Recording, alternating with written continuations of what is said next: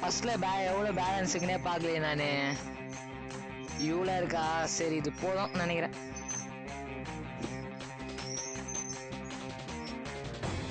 ஏய் ஏய் யார் அது என்னை தள்ளி விட்டு பஸ் வச்சுன்னு போகிறேன்? நில்றா.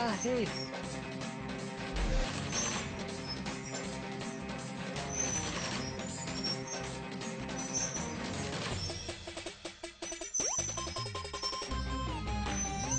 என்னடா செல்ஃபோன் வச்சுட்டு போகிறேன்? நில்றா டேய், நில்றா நில்றா. இனி எங்களால் பொறுத்துக்க முடியாது. ஆண்டனி கூப்பிட்டு வேண்டியது தான். அவன் தான் அடித்து செத்துவான். ஹலோ ஆண்டனி, இங்கே வா சீக்கிரமா. ஏன் இதுக்கெல்லாம் கேட்காத, நீ கிளம்பி வா சீக்கிரம்.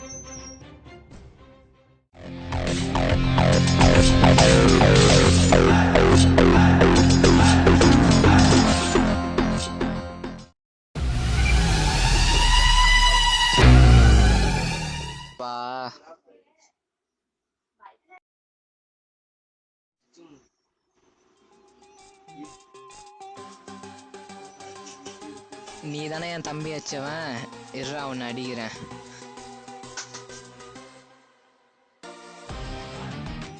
இது எடுத்துக்கலாம்.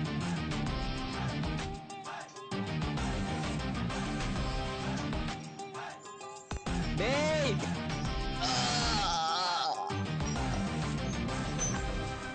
யாரா அது அடிச்சுட்டு போறது? டேய் நில்றா, வரண்டா.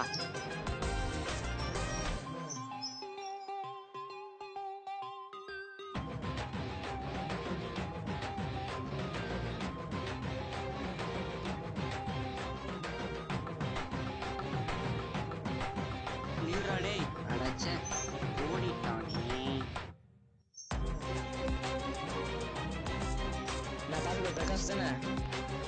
ஹலோ ஆண்டனி, நான் பிரகாஷ் எங்க இருக்குன்னு பார்த்துட்டேன். சீக்கிரமா நீ வா.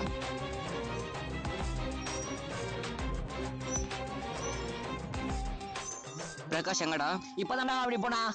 சரி நீ இங்க இரு, நான் அவனுக்கு தெரியாம போறேன். சரிடா.